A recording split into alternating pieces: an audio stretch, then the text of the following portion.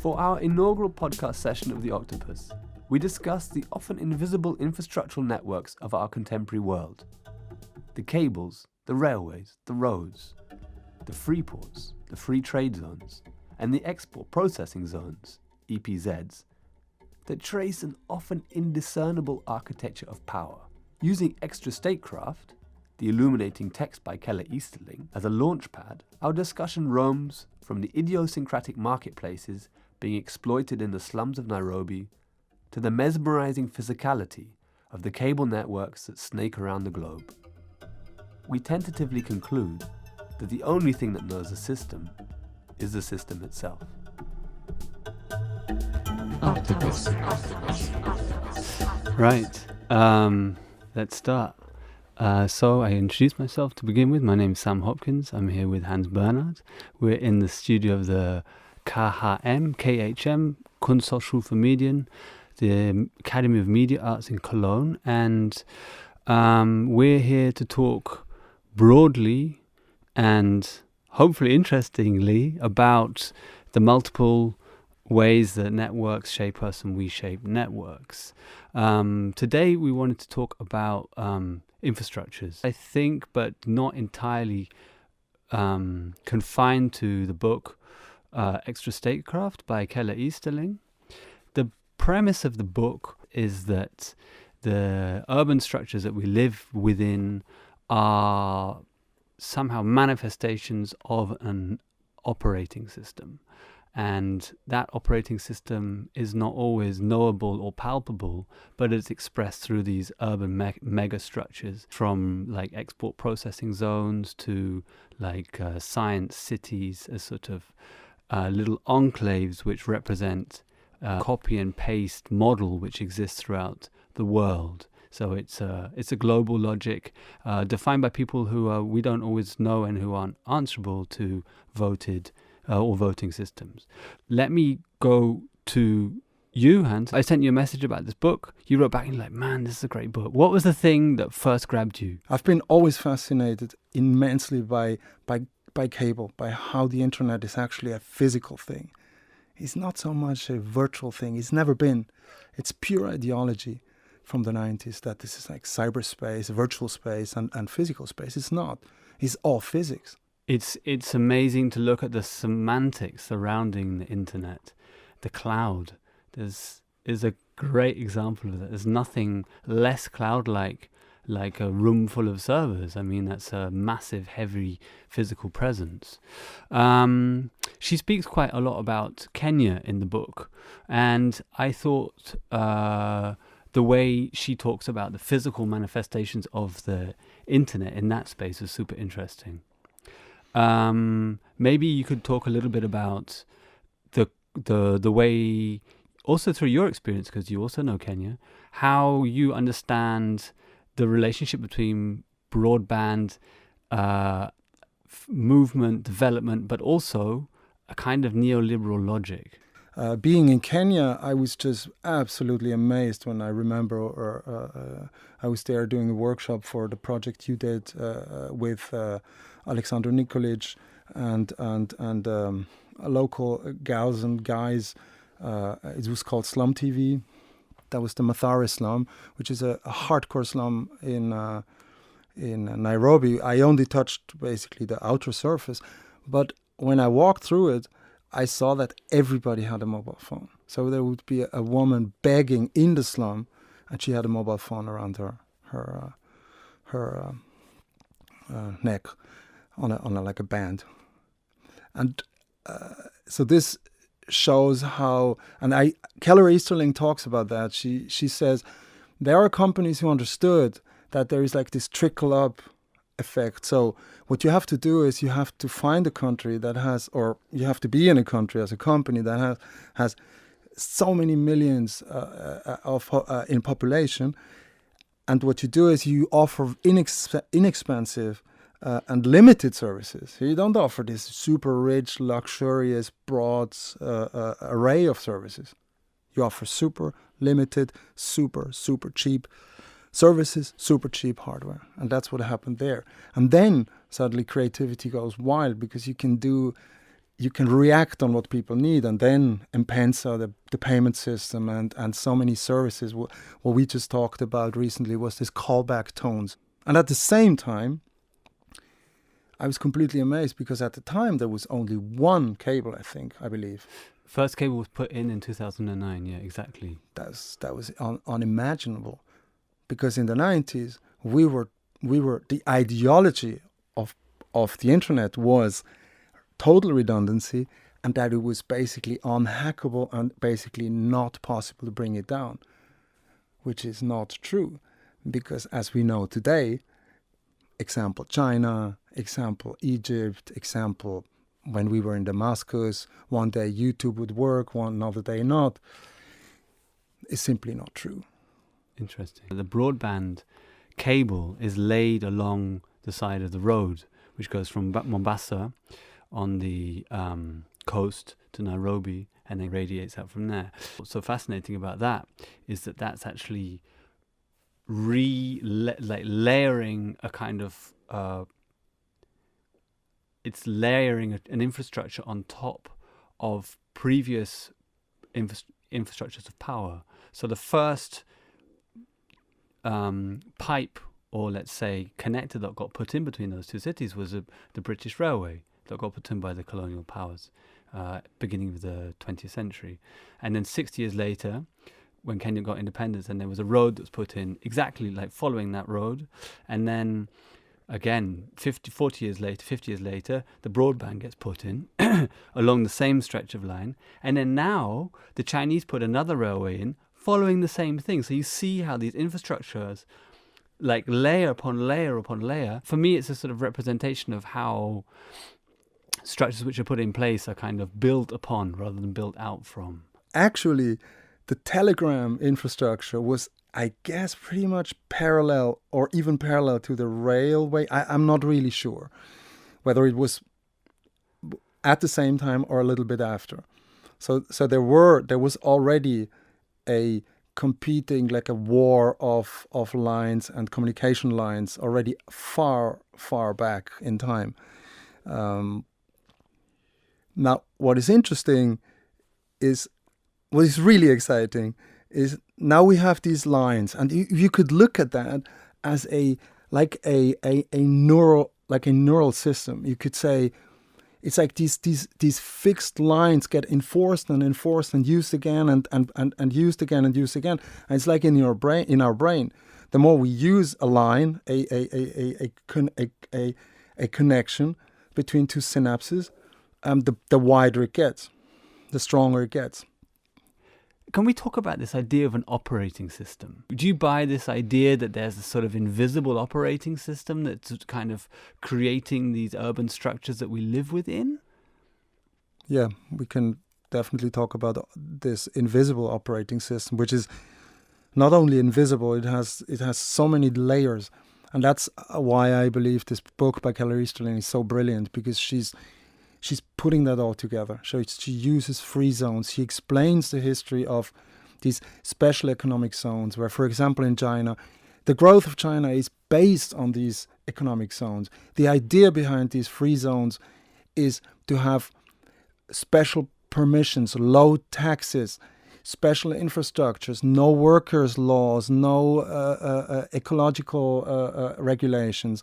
So she combines that with regulations, and she looks at how protocols, an operating system, how basically the software is running, on how the different layers of software and hardware are basically interconnected and how they are running. So there is need of languages, protocols, regulations, ISO standards. She touches it. It's a book which can be read as a reportage, but it's also a book that can be read in terms of like a philosophical piece or an economical, ethical, eco-ethics, econo-ethics piece, for example. And then in the end, she touches this aspect of networks. But these are all networks. Yeah, the ports are usually combined with these free zones because the world through mobility has become so so close to each other is nothing anymore. There's no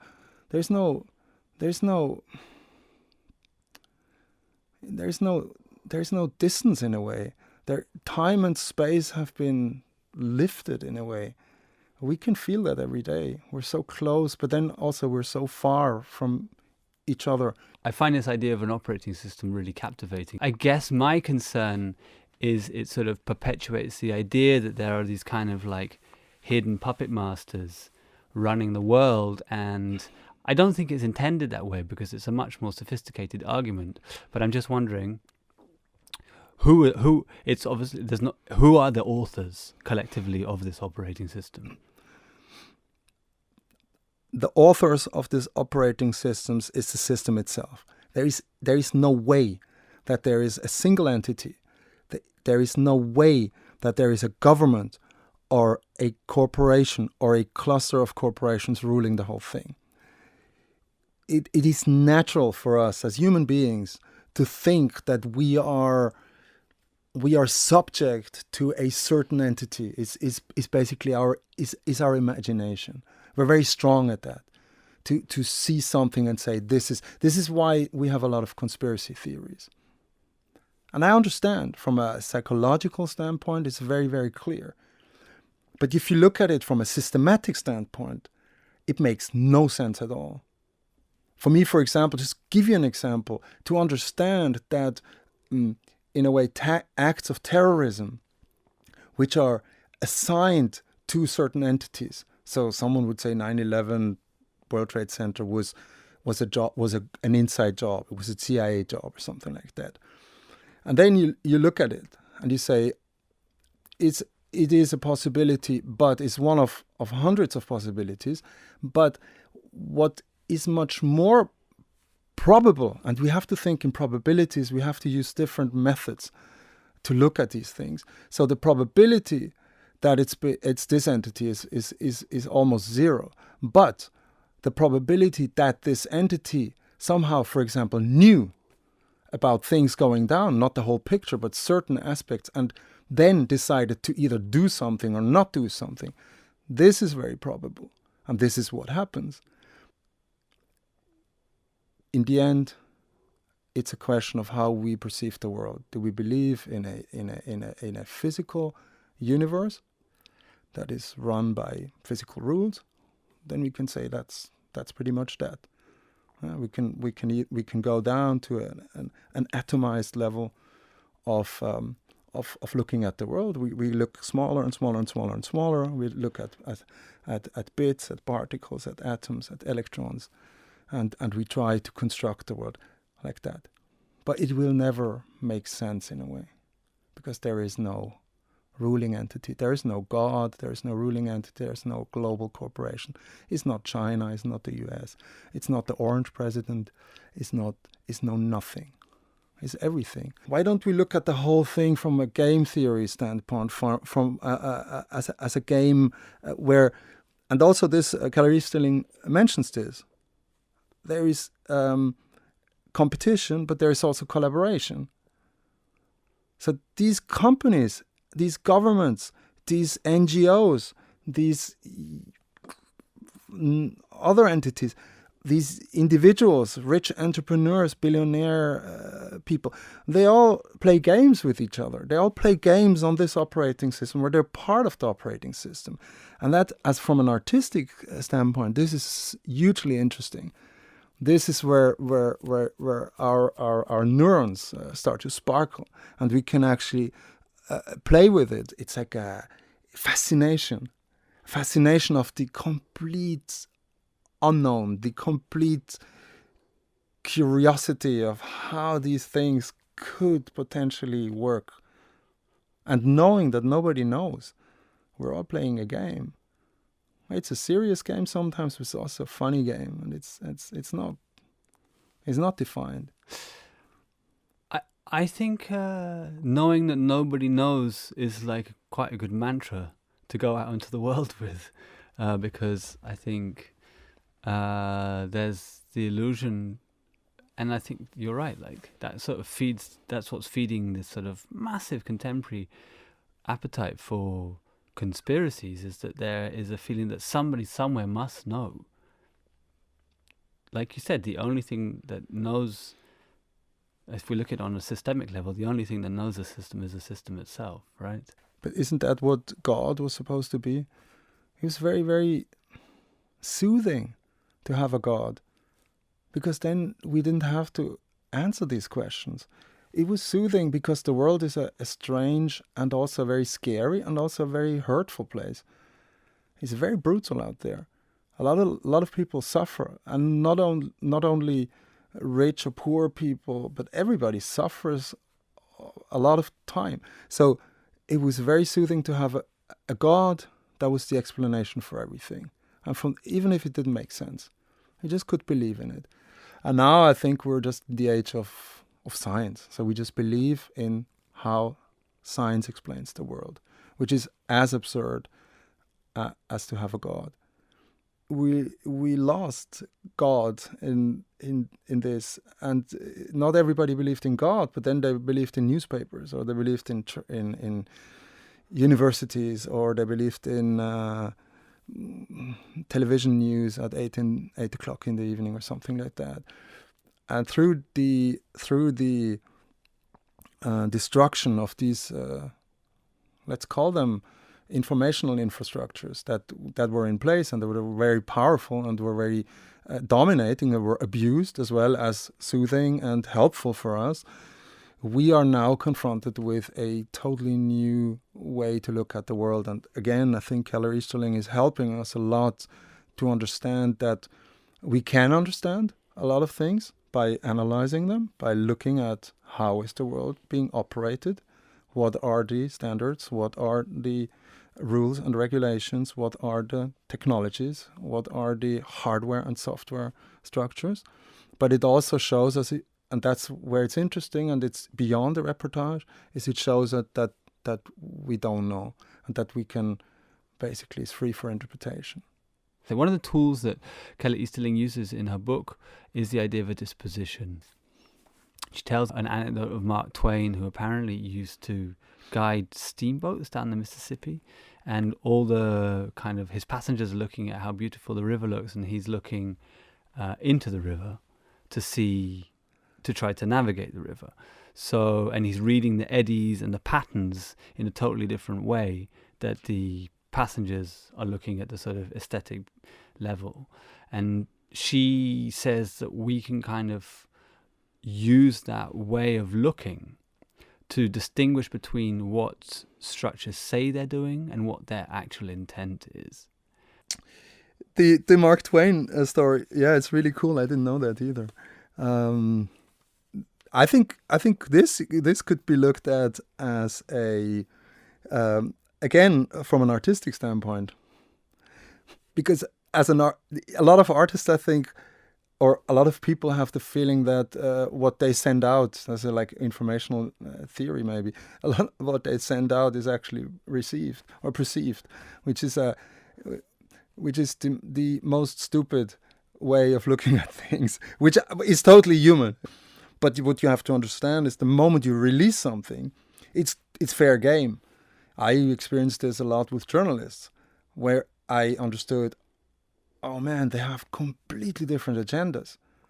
So there is journalists with a specific agenda, and they use what you do just to serve their own purpose. On a more abstract level, it's very interesting to look at how perception functions and how you can, for example, get feedback.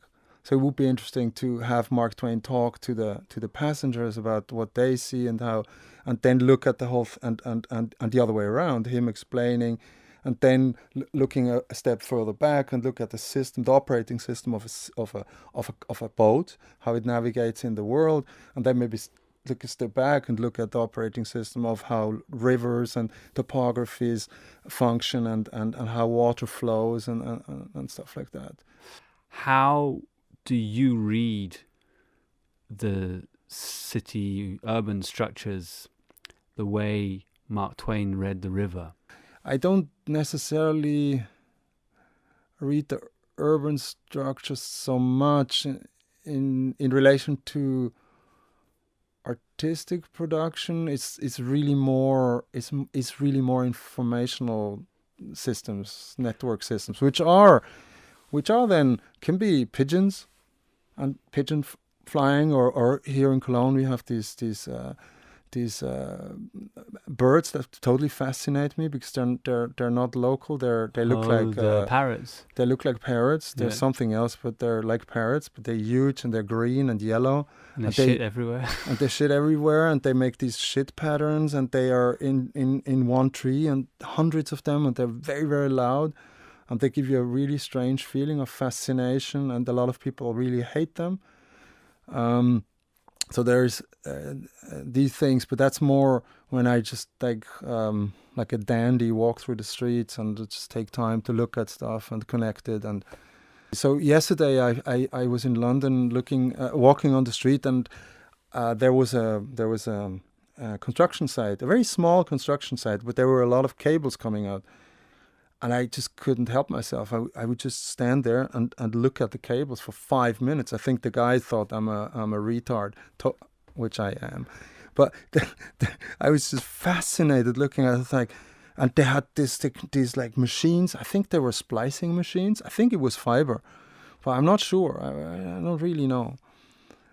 I'm totally fascinated by what you earlier mentioned, is like the cloud infrastructure, which is basically hardware. For me, this is the most fascinating thing. Still, 20 years after or 25 years after I started to work and think, and in terms of networks and internet, specifically internet. The most fascinating piece I ever read about this was Neal Stephenson's Wired magazine reportage of about 30 pages, where I think he was traveling for 3 to 6 months, and he was going to mainly to undersea cable. He was following the paths. He was traveling on boats where they were laying the cable. Evan Roth did a piece recently where he was doing landing site stuff. Knowing about the British Secret Service splicing the signals. I mean, this is, for me, unimaginable. It's so cool. They splice all the cables they can get. It's all 80% of the traffic from Europe to the US and to other areas go to the UK. So they have it all there. GCHQ. They splice the signals, and they imagine that in real time. They put it into a database. So they splice the signal. That means they copy the fiber optic signal, and they in real time put it in databases, and then they analyze it. Now, it's not possible to really analyze it. You can do certain things, but certain things is not possible because it's too much. Machine gets exhausted. It can't do it, or a lot of mistakes happen. But this is so cool. So that's why I like this stuff. I'll wrap it up. So they say, and they used to say about the internet, and they say it about these kinds of infrastructures. So the more users, the more robust the information network gets. But the more users, the more fucking chaos, the more viruses, the more conflict, the more protocols you need, the more regulation, the more people who are breaking the regulation, etc., etc. So it's kind of a fluid, undeclared, intentional system by corporate entities and unspecified entities, and we got to look at that more. And we're going to talk about that more, and we welcome you to join us also in the next episodes. And we welcome your feedback. Please send us emails. It's all under the podcast. Send us emails. We put down links to the book and to other stuff we talked about. Send us topics you want to have covered from the podcast. And we say hi and goodbye from KHM, Academy of Media Arts in Cologne. That was Sam Hopkins, Hans Bernhard. And we wish you good and well doings in what you're doing right now, or what you're going to do, or what you did.